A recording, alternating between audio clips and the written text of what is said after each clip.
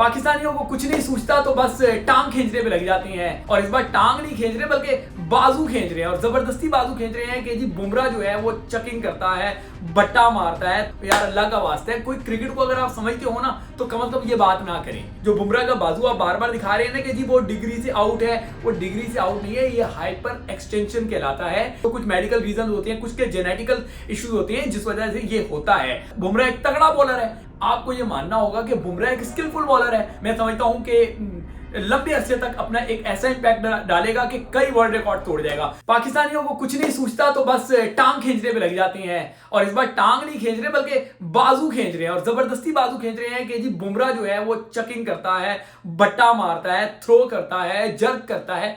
यार अल्लाह का वास्ता है, कोई क्रिकेट को अगर आप समझते हो ना तो कम से कम ये बात ना करें। ये जो मैं आपको बता दूं कि हाइपर एक्सटेंशन है, जो बुमराह का बाजू आप बार बार दिखा रहे हैं ना कि जी वो डिग्री से आउट है, वो डिग्री से आउट नहीं है, ये हाइपर एक्सटेंशन कहलाता है।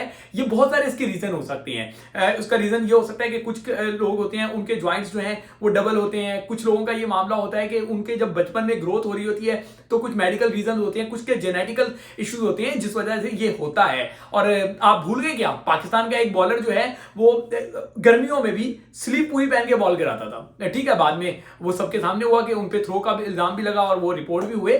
इधर ये केस नहीं है। आप जाके देखें, पाकिस्तान के और दो फास्ट बॉलर्स हैं, माजी का एक फास्ट बॉलर है, एक करंट फास्ट बॉलर, अगर उनको जाके देखें तो उनकी बाजू भी आपको ऐसे थोड़ी सी दिखाई देगी। ये बाजू उनकी भी इलीगल नहीं है, वो थ्रो नहीं करते, जर्क नहीं मारते, चकिंग नहीं करते, बल्कि हाइपर एक्सटेंशन ये कहलाती है। गूगल कर लें अगर आपको जो है वैसे समझ नहीं आ रही तो शायद आपको वहां से कुछ थोड़ी समझ आ जाए। मैं क्योंकि क्रिकेट बोर्ड में मैंने कोचिंग कोर्स भी किया हुआ है, फिर एक लंबे अरसे से इन चीजों को, इस वीडियो को बनाने से पहले मैंने बायोमैकेनिक्स एक्सपर्ट से बात किया तो वो कह रहे हैं कि भाई ये बड़ा स्किलफुल बॉलर है बुमराह, और उसकी एक वजह ये है कि इनकी जो फीट की लैंडिंग है और बड़ी स्मूथ है, वो बड़ी ग्रेस के साथ वो करते हैं और इस वजह से उनके बॉल में उनको कंट्रोल रहता है। वो जैसा चाहते हैं बॉल को नचाते हैं, बड़ा उनका स्किल जो है ना बॉल कंट्रोल है। अच्छा, उस एक वीडियो को बहुत ज्यादा पाकिस्तानी डिस्कस कर रहे हैं और उसमें उनकी रिस्क दिखा रहे हैं। भाई रिस्क का कोई ताल्लुक नहीं होता, ये बात याद रखिएगा। ये सिर्फ कोहनी का ताल्लुक होता है और वो हाइपर एक्सटेंशन में आ जाती है। माने कि बुमराह एक तगड़ा बॉलर है, बिल्कुल उसी तरीके से जिस तरीके से पाकिस्तान के पास शाहीन अफरीदी था।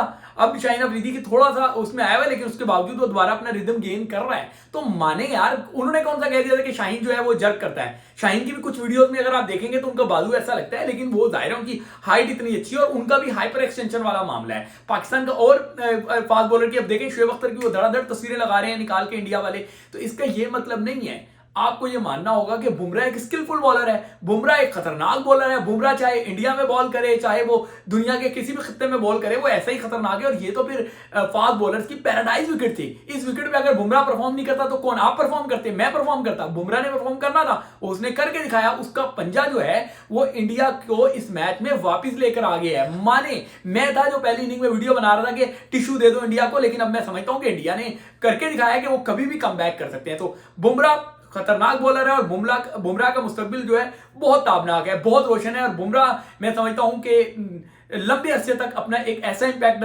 डालेगा कि कई वर्ल्ड रिकॉर्ड तोड़ जाएगा। तो गुड लक बुमराह, और उन तमाम लोगों से हाथ जोड़ के अपील है कि ऐसी बिलावजह की टांग ना खींचें, जब कोई बात हो तब उसका बतंगड़ बनाएं।